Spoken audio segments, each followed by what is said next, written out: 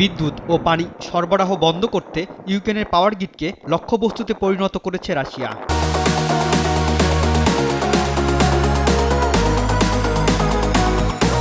রুশ বাহিনী হামলা চালাচ্ছে তাপবিদ্যুৎ কেন্দ্র, জলবিদ্যুৎ কেন্দ্র এবং বিদ্যুৎ সঞ্চালন গ্রিডগুলোতে। এর ফলে ইউক্রেনের বড় বড় পাওয়ার প্ল্যান্ট পুরোপুরি অচল হয়ে পড়েছে, যাতে ভোগান্তিতে পড়েছে দেশটির মানুষ। তীব্র শীতে দেশটিতে বিদ্যুতের চাহিদা থাকে চরমে।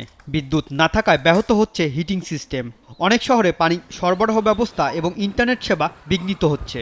শীতের প্রচণ্ড ঠান্ডায় বিদ্যুৎহীন অবস্থায় চরম ঝুঁকিতে দেশটির মানুষ। এরই মধ্যে নতুন করে ইউক্রেনে বড় ধরনের হামলার প্রস্তুতি নিচ্ছে রাশিয়া, যা মোকাবেলার জন্য পর্যাপ্ত বিমান প্রতিরক্ষা ব্যবস্থা এবং ক্ষেপণাস্ত্র নেই ইউক্রেনের কাছে। নতুন করে বড় হামলা হলে পুরোপুরি ভেঙে পড়বে দেশটির গ্রিড ব্যবস্থা। এতে ইউক্রেন জুড়ে তৈরি হতে পারে সম্পূর্ণ ব্ল্যাকআউট অবস্থা। ভলোদিমির জেলেনস্কি বলেন, রাশিয়ার হামলার ফলে তাদের বিদ্যুৎ ব্যবস্থা ভেঙে পড়েছে। 4 বছরের যুদ্ধে বর্তমানে তীব্র জ্বালানি সংকটে রয়েছে ইউক্রেন। নতুন হামলার জন্য ইউক্রেনের জ্বালানি অবকাঠামোকে লক্ষ্য বানাচ্ছে মস্কো, যা মোকাবেলার জন্য ইউক্রেনের কাছে পর্যাপ্ত বিমান প্রতিরক্ষা ব্যবস্থা ও ক্ষেপণাস্ত্র নেই। এ অবস্থা মোকাবেলায় মিত্র দেশগুলোকে দ্রুত সাহায্য পাঠানোর অনুরোধ করছি।